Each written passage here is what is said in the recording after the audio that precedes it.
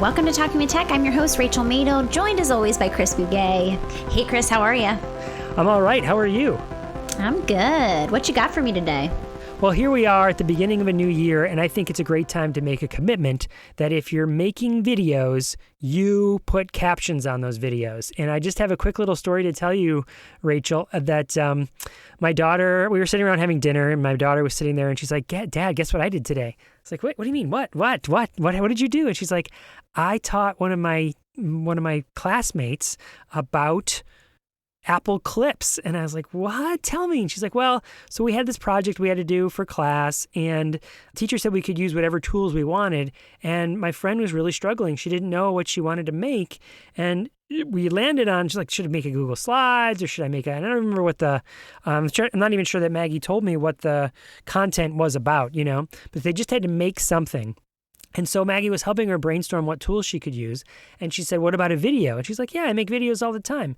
And she goes, well, okay, what do you use to make the videos? And she goes, I just used my phone, She goes, have you ever used Apple Clips? And the student was like, I don't know, what's Apple Clips? So Maggie showed her, and Apple Clips is essentially just a recording application in the same way you'd use, instead of hitting your camera app, you'd hit Apple Clips.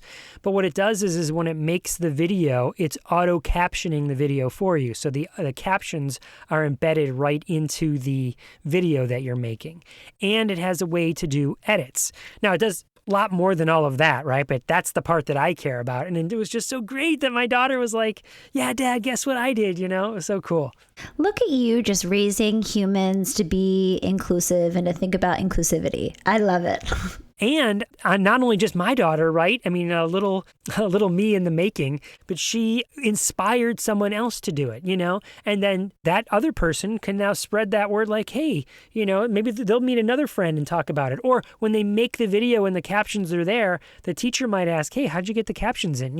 And that can start a whole conversation. So I was really excited about the domino effect happening there.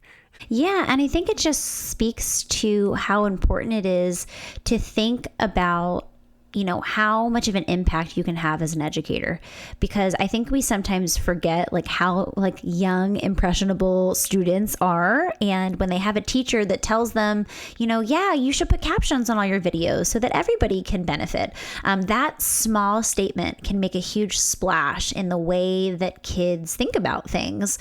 And I just think it's such a great reminder. It doesn't take a lot of energy or effort or overt teaching to just mention something like that. And it can make such a huge, profound impact on the way that students and adults think about, the world and how we can make it designed for all. And it's such a simple thing to do. It's not like it was going to take this student, many more minutes to add captions. By using the right tool, it does the captions for you, and then making some adjustments if for some reason the caption did not capture what you were saying correctly. But you're just editing in that case. You're not having to generate all of the captions, which can be, take some time. So in this case, showing that, I think, like you said, it makes such an important difference in that person's mindset, as that child's mindset, because from now and ever going forward, it'll just be like, yeah, every time I make video, I have captions. That's just how you do it. It's sort of like every time you make a video, you post it to a certain place, or every time I write, I save my document. It's just part of the experience of creating a video is having captions, as opposed to it feels like this add-on or glom on, or feel like it's one more thing I have to do. Mm-hmm. It kind of reminds me of your new book, Chris, because I feel like that was the intention of the book, right? Was to just really start helping general education teachers understand the small little tweaks that can be made so that it can be inclusive. Learning can be inclusive for all. And I think that is really important because, again, if we can have all educators understanding some of these things that are just small tweaks, then think about the impact that has on all of their students who they're teaching. It's a way to march forward so that someday we have this inclusive society that we're striving for, and it's an intentional way, and that's part of the book, is reading one strategy a day and then maybe implementing some of those strategies this year and then other strategies and continue to build out so that you are having a path to get there, Another strategy that's embedded in there, Rachel, is in relation to captions, not just in the book, but just in general, let's talk about it, is that there's an accessibility feature on iPhones. It might be on Android as well, but I don't have an Android, so I don't know this for sure. But there's an accessibility feature that allows you to just turn on captions automatically, which means if a video has captions, then you don't have to go turn it on every time. You don't have to look for the CC button. It's just there. It's just how I watch videos, is there's captions are always on. Yeah, that's really great, because I think that sometimes even I forget about captions. Like when I'm showing a video, I'm doing a lot of telepractice, obviously, and I could very easily click it on, and sometimes I do, right? But then sometimes I forget, and I'll be watching a video back of my session, and I'll be like, oh, whoops, I forgot the captions. And so I think that having that automaticity makes a lot of sense. I think that should be the default. That should be the default, and then turning it off should be the extra step. Exactly. I think that's exactly how it should be out of the gate, especially because we know captions help people become better readers. So, when you say captions, some teachers will say to me, but I don't have anyone with hearing impairments. Do you have people who read? Yes. Oh, okay. Then let's turn the captions on, because then it completely supports it. So Apple, if you're listening, at the next iOS update, force install that captions are automatically on, and then make people turn them off. Okay, that's from Rachel and I. Appreciate it. Yes, we would really appreciate that, Apple. Thank you. So, Rachel, this episode that we're talking about here is something we recorded back in 2020, of course, last year, and it's one of our Talking with Tech live episodes that were recorded in Indiana. This was at the Access to Education Conference. Yeah, and we just love these Talking with Tech live events because it's a brainstorm, it's a collaboration, and it's really exciting to hear everyone's ideas. And I feel like I leave knowing something that I didn't know before, a tool or a strategy, and I think together we can all really support one another. So I'm really excited to share this with our podcast, and excited to make everybody superstars that were on the event, because it's exciting, I think, at the prospect of this is not only a continuing education opportunity, but also you're going to be a celebrity on our podcast. And I think it's an opportunity to connect with each other, and kind of meet new people that are out of your own neck of the woods. Sometimes I feel like we get wrapped up in just our own little space and we only look 3 feet in front of us. But these sorts of episodes, these sorts of experiences, the Talking with Tech Live, you're in a room full of people that you probably don't know, or don't know very well, but you're collaborating and you're sharing and you're brainstorming with one another. So something else I love about those Talking with Tech events are the questions that are asked through the Google form, and then the spreadsheet that we have together at the end that we can fill out together. It's a community spreadsheet that we have, where the questions show up on the spreadsheet, but then part of the spreadsheet, people can respond and put their own resources, put their own ideas.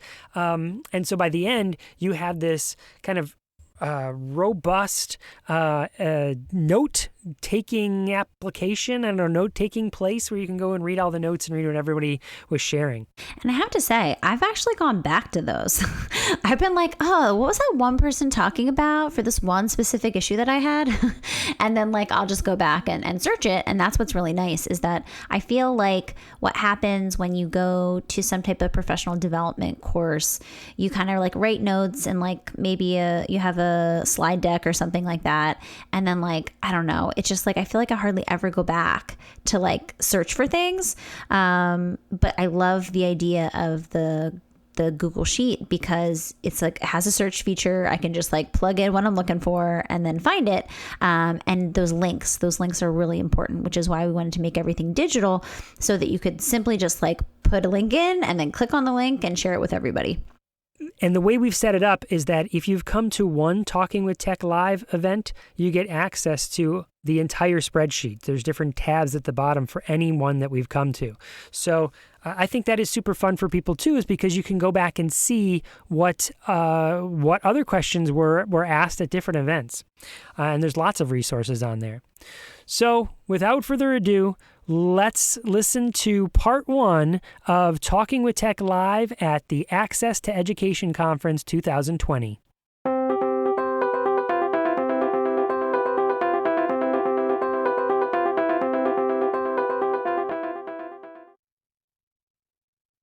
We're excited to remind everyone about one of our favorite events of the year, the annual ATIA Conference. ATIA stands for the Assistive Technology Industry Association, and, like so many events, this year the conference will be held online. The ATIA team has designed the conference in a way that provides attendees more opportunities for flexible scheduling and different registration options. It's going to be awesome. The conference, called ATIA 2021 AT Connected, will be held online January 25th through 28th and February 1st through 4th. The conference will feature the same professional development opportunities we've all come to rely on from ATIA, including an education strand dedicated to AAC, along with CEUs available on more than 150 courses. Plus, there's a ton of flexible scheduling options, so you can attend some sessions live and catch up on others that were recorded. These recordings will be available through June of 2021, so you'll have plenty of time to watch them.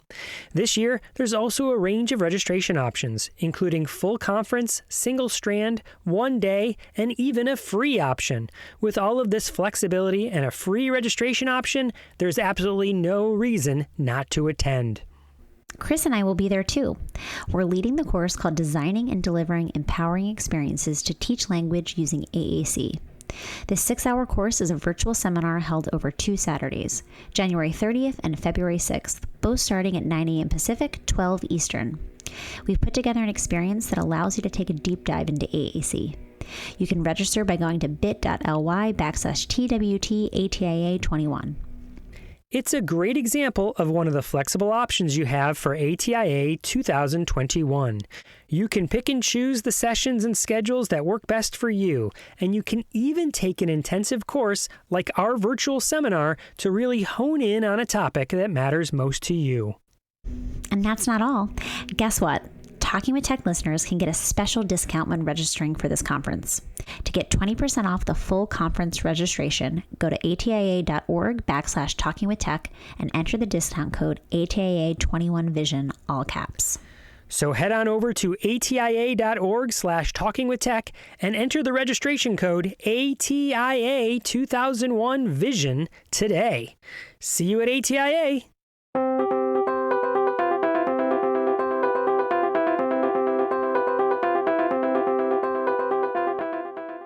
I'm Rachel Madel. I am a speech language pathologist who is based out of Los Angeles. So it's 6:30 in the morning here for me, but I'm super excited to be here, you guys, because this is one of my favorite conversations. I love kind of hearing from everybody. Chris and I are used to doing conferences and presentations where we're teaching people, but this is super collaborative, which Chris and I have already talked on the podcast multiple times about how much we love this exact course. So I do a lot of talking about AAC. I have a private practice in Los Angeles where I specialize in AAC. I work with a lot of students with autism. But all different kinds of students who have complex communication needs. You can see here, there are all the ways that you can get in touch with me. You can follow me on social media. I'm sharing a lot these days of clips from my sessions. I do a lot of parent coaching for parents and other practitioners on teams to teach them how to incorporate AAC. So follow me on social media, all the things. And then me, I'm Chris Bouguet, and although my hair looks a lot different than in that picture, ever since COVID, I've just kind of let it grow. And actually planning for this conference, I have been someone who's presented this conference. I guess I'd call myself a veteran, Kelly. Do you think I would call myself a veteran at the Access to Education Conference? I've been going to this before it was called the Access to Education Conference, back when it was called the Patents Conference. And knowing that we were coming here today, I wanted to grow out my hair so it would look like Kelly's. Not quite there yet, but give me a couple more weeks and we'll see what I can do. My day job is that I work for Loudoun County Public Schools. It's a public school here in the Northern Virginia area. And going back to the podcast for a second, that's one of the appeals, I think, of the podcast is that we've got Rachel out on the West Coast who works in private practice. And then you've got me on the East Coast who works for a public school. And so we often get to share different perspectives. Rachel working more, would you say, Rachel, 80-90% of your caseload is working directly with families, and then maybe 10 to 20% is consulting with schools? Would that be fair? Yes, I'd probably say that. Yeah. And then the flip side for me is that I'm, 80-90% working with educators in the school, and then 10% working with families, not in any sort of private practice, but then just helping the families that we work with through our school district. And my background is also a speech language pathologist, but about 3 years into my career, I was asked to be one of the founding members of our assistive technology team.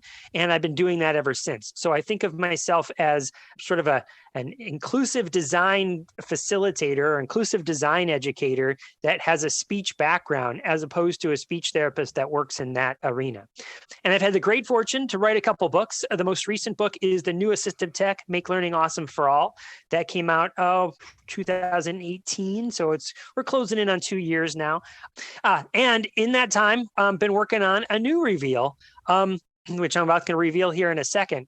I also share all my disclosures over on a website, so you can go check that out as well. Again, nothing I think really relevant to today. All right, so here's the big reveal. Geez, Rachel, I've been working on this for a while, but we haven't actually put it out into the public in any sort of official capacity. And so Access to Education, I thought would be one good place to kind of reveal it, is that there's a new book coming out, and it's actually available for pre-orders now. You can order this now, and it's called Inclusive Learning 365, EdTech Strategies for Every Day of the Year. And it is a collaborative effort between myself, Karen Janowski, Mike Murata, who also is a veteran at presenting at this conference and is presenting, I think, later today, and Beth Poss, who's also presenting here. We've been longtime collaborators in this space of trying to use technology to design inclusive environments. And once upon a time, I was the lead in our local area to do these things called a strategy a day calendar. And so we kind of stopped making these strategy a day calendars. They're just calendars that you'd rip off and it would give you one strategy a day.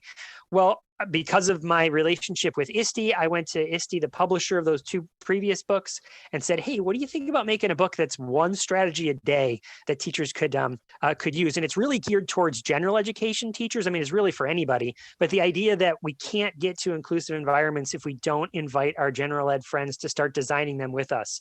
So that's out now. If you were to click on this link or click on the cover, or even this little star thing, it will take you to where you can order it. And it should be out in May, knock on wood. The deadline to submit the manuscript, we've been working on it fast and furiously behind the screens here.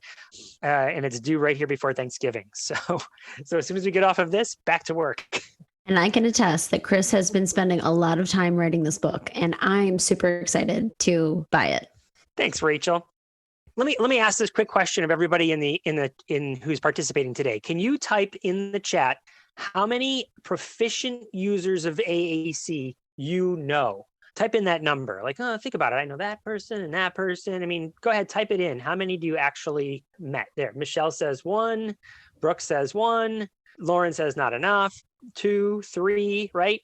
And so that's one of the other missions of the podcast, is to bring AAC users on and shine a spotlight on what works for them, So, and in fact, we've had Lance Malcolmore, who's going to be talking later today at this conference. He's been on the podcast. So he's been a special guest on the podcast before.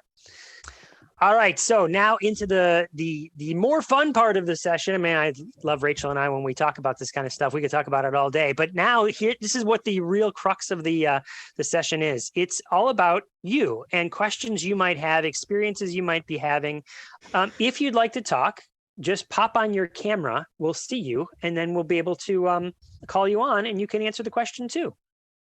Yeah. So really, we want to kind of get a lot of audience engagement with this one, just because Chris and I can talk and answer some of these questions, but we really want to open the floor for lots of different clinicians and educators, because we can all work together and brainstorm these things. Okay. And if we don't get to all your answers, well, we have a podcast, so we can try and answer some of these questions in the podcast in future episodes.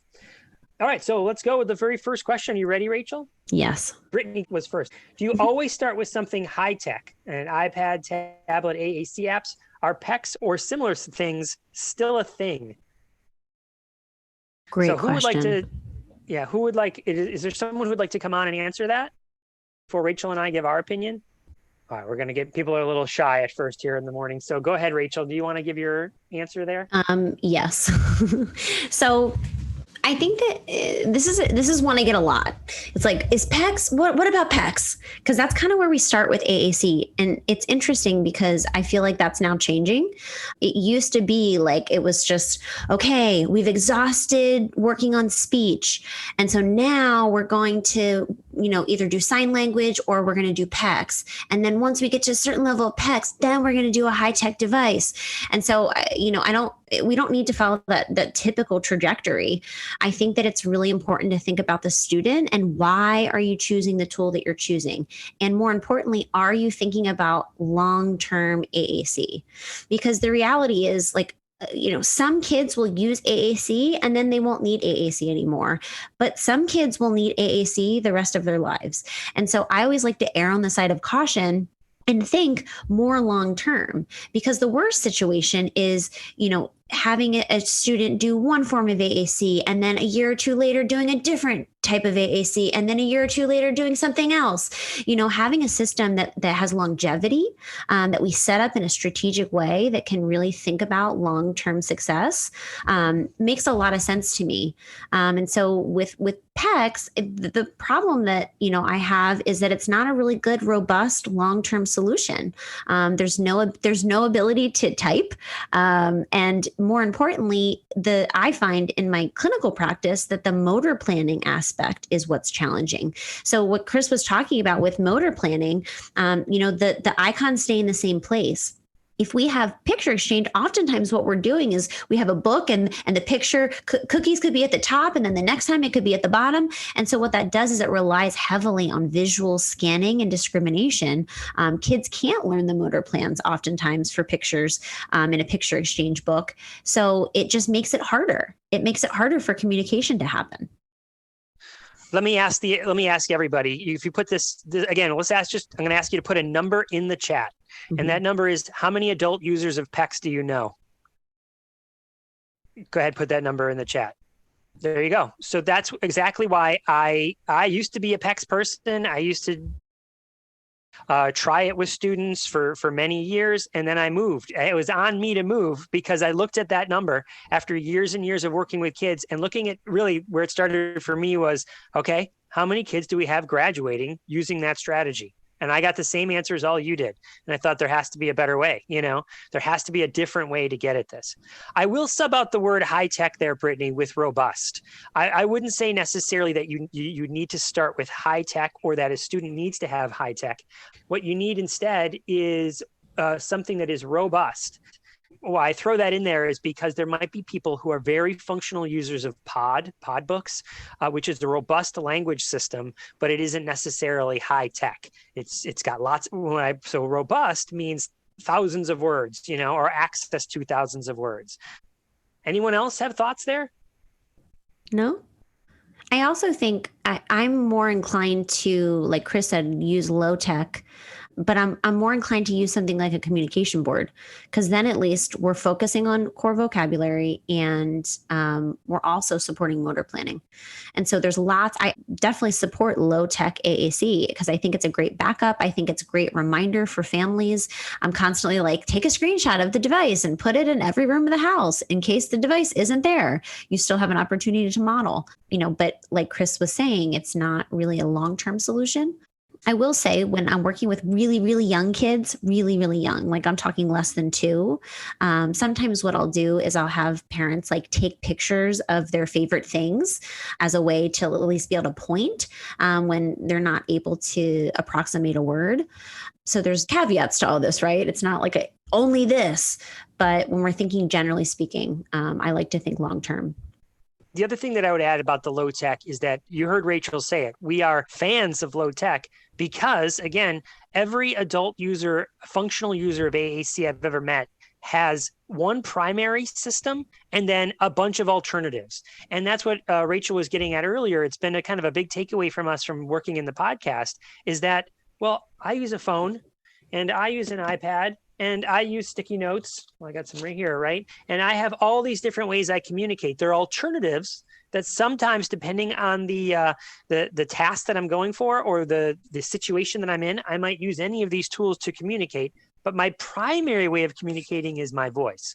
So we're looking for AAC users when we're trying to design an AAC system for them. We might have one primary system, which might be their iPad, tablet app, but they might also have other apps, or they might have some low-tech means as well. And in fact, I've never met a functional AAC user that didn't have multiple ways.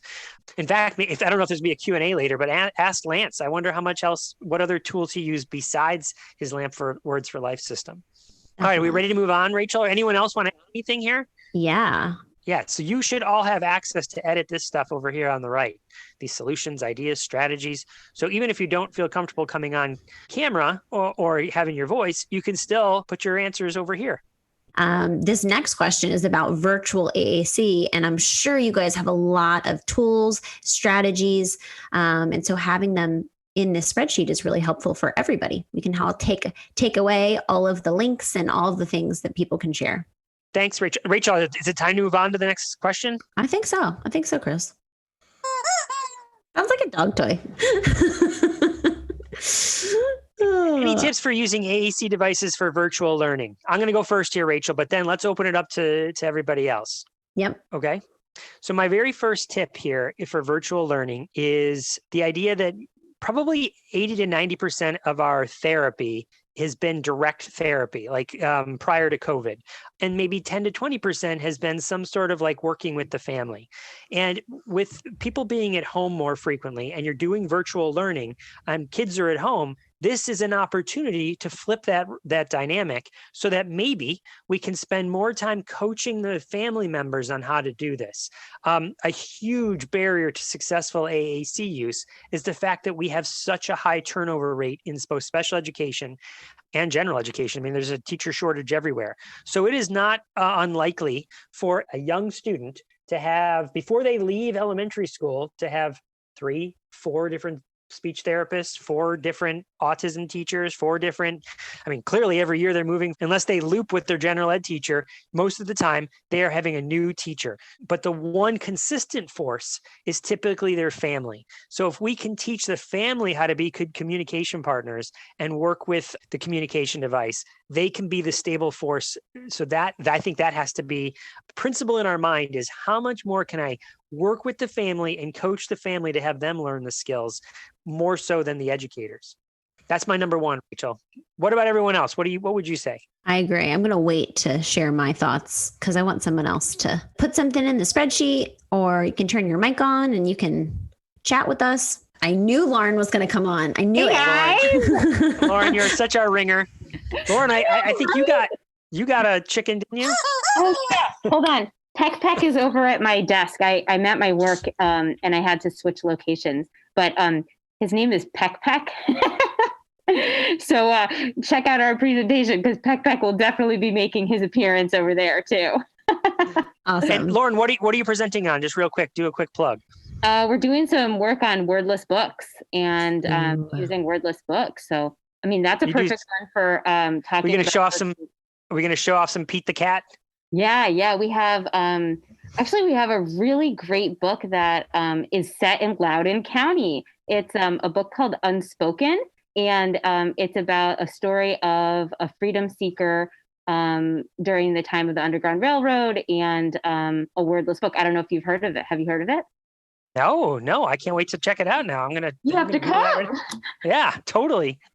One of the things I love about it, besides it being local for the students that I work with, it's a really age appropriate, and there's just so many levels to it. But you knew I came on because I was so excited to talk about coaching. She was like, ooh, there's an opportunity, a lead in for coaching. Yes. Talk to us about coaching, Lauren. So I just, if you haven't explored coaching or how to ask questions or to elicit conversation with families and to help support them, I really encourage you to take the opportunity to look at some resources that you might have available in your school division. One of the things that for me that I found, I'm in Northern Virginia, but one of the things that I found was that my county was offering professional learning already in coaching, but it wasn't in like AAC or I'm a speech and language pathologist and I'm in special ed, and it wasn't in those offerings. So to look a little bit more broadly at what you have available to you in your professional learning opportunities. So definitely. Cognitive coaching, right, Lauren? Cognitive coaching, that's what we did too. Yeah, we did cognitive coaching, and they had our sort of beginning session was the first 4 days, and then they had 4 extra days for 8 days total. And then now we have cognitive coaching clinics. We have sort of a critical mass of people who've done this. So we have cognitive coaching clinics. So you can practice and say, hey, I'm going into this team and I want to do more coaching and help me hone my skills here. So it's really a great opportunity to practice for you as a coach too. And then I think I'm trying to think. I think there is another level of coaching after that. I don't know. COVID kind of put the kibosh on a lot of things. And then also we had something called Fierce Conversation, which talked about like, how do you have a difficult conversation with somebody about something that's really high stakes? Like, I feel like this kid needs an AAC system, a robust AAC system, and the team is kind of pushing back. Like, how do you present that or start that conversation? So those are hard conversations to have. I literally just had one of those last week. I'm so blessed because most people who come to me already know they want AAC and they like have tried to get it at their school or someone else and they couldn't find it. They couldn't get access to it. But this family called and it was an interesting experience because I was like, oh, wow. Like they kept talking about how, well, like, I don't want her to go back and just like use the device to talk. And I'm like, well, I was like, I don't know if like you really like want to work with me then, because that's exactly what I want her to do. Yeah. So anyway, having those difficult conversations is really tricky. And really, I've learned being a good active listener and really listening to whatever the person that you're talking to, the parent, educator, what have you, is the first step in like building a really good rapport and listening to what it is that they want. Because oftentimes you'll hear the fears come out. You'll kind of be able to take it all apart and see, oh, well, this family's really just scared that like their child's not going to learn how to speak verbally. This is the example that I'm giving from last week. So there's a lot we can kind of think about. And I'm a big fan of recording when I can, because I can't tell you how many hours of recordings I've watched of my own coaching sessions with families, and watching yourself back is the best teacher to actually learning how to be a better coach. Because so many times I'm like, oh, I jumped in there and like I should have not been, and I told them exactly what to do instead of coaching them through the process or asking a reflective question. So I find that recording yourself can be a really powerful strategy to use to just make your therapy better in general, but especially for coaching. Yeah. I think when you're starting coaching, it's almost easier to do it with your friends or your colleagues about something that you don't know anything about, because sometimes when it comes to like AAC or something that you're working in that you feel so passionately about, it's hard to detach from that. And so to sort of practice some of your coaching skills, like, oh, I don't know, tell me about your house renovation, or like, tell me about what you're doing this weekend, tell me about something you're planning, and then kind of start a conversation there to practice your own skills as a coach. Lauren, let's dive into that just a little bit deeper, because I bet a lot of people listening, when we say the word coach, they think the word consult, or they mix those two words together. And I think what you're really getting at is that there's a difference between consulting and coaching. Therapists, teachers, we have this knowledge that we want to share with people. And so we'll just tell them what to do, use this app, move your hand like this, wait longer, just give you the answer. And that to me is consulting. Would you agree? Yeah, absolutely. And I think that one of the sort of pitfalls with consulting is like, I've told this team 1,000 times, like, to get out the core board and to use it in every activity, not just during snack, and they're not doing it. And I'm like, oh, well, that's because I was consulting and maybe offering a suggestion and not listening, because maybe there's something else going on, or maybe if they came to that conclusion on their own, which is when you use coaching and you pose those questions for them to think of those strategies on their own, that's when they're most effective, because they stick, right? If somebody says, hey, you should eat vegetables 5 times a day, fruits and vegetables, like you should have 5 servings, and you're like, but it's Halloween and I'm eating candy, or it's Thanksgiving and like, I have those vegetables, but they're all covered in butter or whatever, right? Like, you're not supposed to do that, right? Or what's best for you, but you haven't made that commitment to say, I really have to do this for like my health or for my health numbers. I feel like diet is one of those like easy ones where people can kind of say, yeah, we've heard you should do this, but I haven't like bought in, or I just haven't like, there's some barrier for like why I'm not doing it. So I think the same thing applies to our own practice and implementation. Like, maybe I've heard that I should have the core board out all the time, but I'm not doing it. Or there's something else that's preventing me from doing it. But if I just say, use the core board, and they're not doing it, it's so frustrating for everybody. Because then I'm going to say, okay, I'm going to come see yours, I'll come into your Zoom session and see your virtual classroom, and I want to see that core board out. And then I get there and they're like, oh God, the core board isn't out. I'm so sorry. Right. It just like makes this like bad spiral. Cause then they're like, oh, they think I'm not doing it, but there's other things going on. So if you use coaching and kind of find out, like, tell me what it's like when you go to use that core board, like what's going on? What's your computer setup? Like, tell me a little bit more, like you're starting for your day, and then just listen.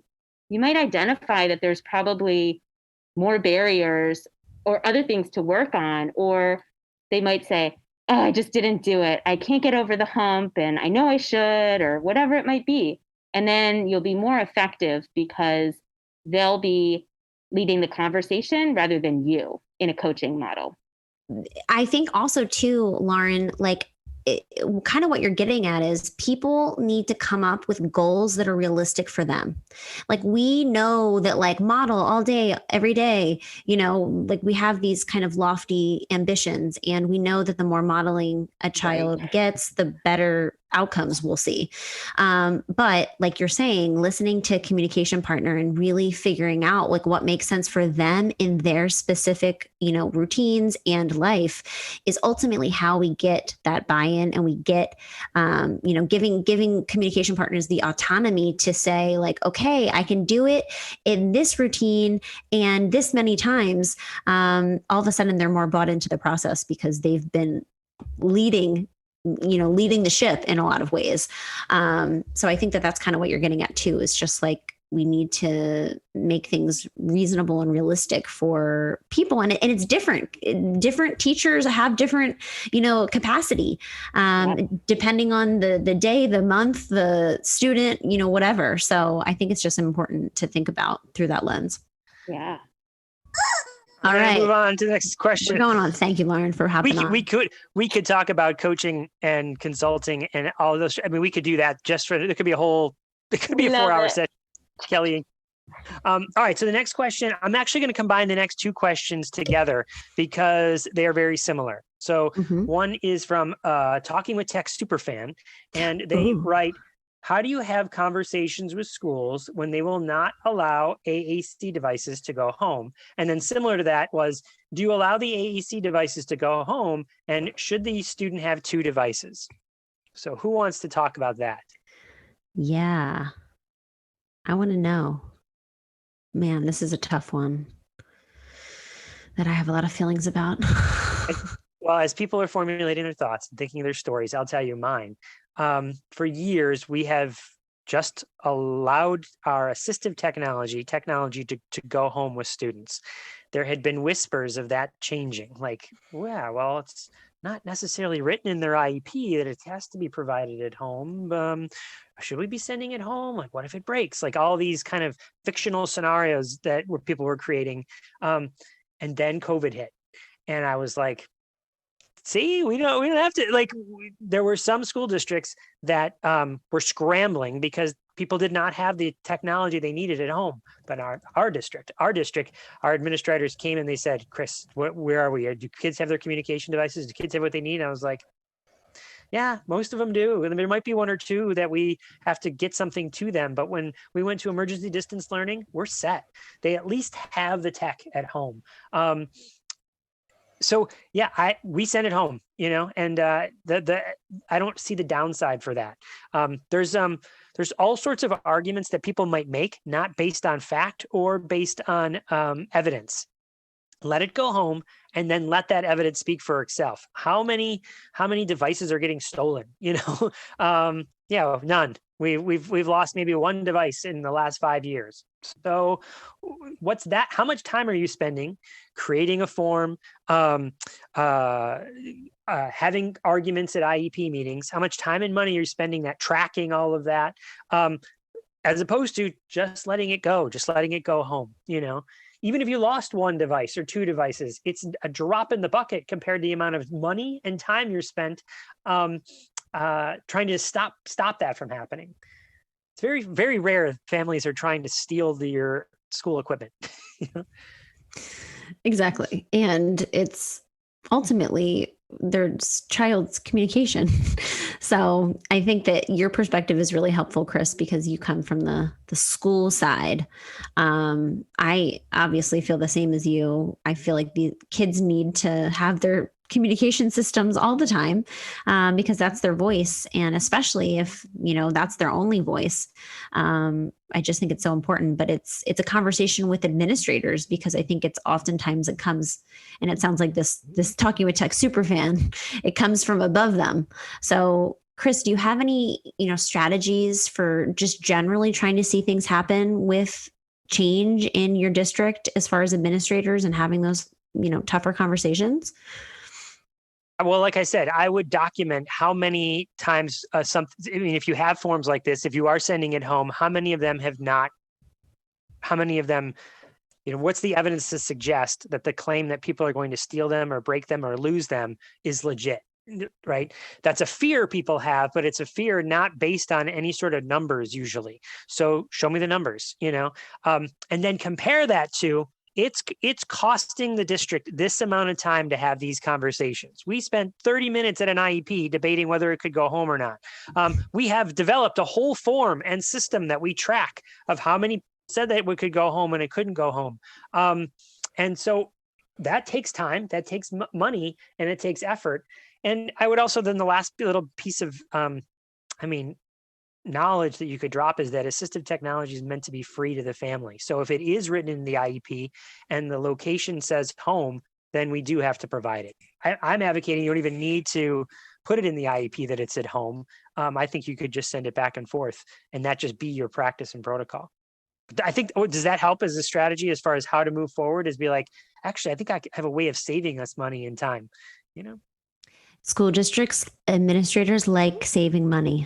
So if you can frame it as they're saving money, that's ultimately a really good thing. And we've talked about this on the podcast, Chris, but I don't think that, oftentimes I don't think that administrators often think about the time that they're paying professionals to do certain things, like what that cost is. We always think about the cost of the tech, right? The tool. It's like, oh, there's a cost associated with this iPad.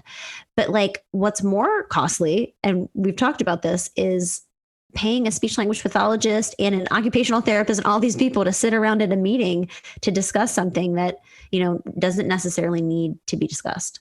Rachel, I've actually heard that from administrators in the past. They've said, just give them 30 minutes more of speech to make them happy. Well, do you know how much money 30 minutes more of speech? And that is ongoing, as opposed to, let's just say, the fight over an iPad that is maybe between $800 with an app on it, that's a one-time cost that will last for 5 years or more, So it's just pointing that out to them sometimes makes, oh, right.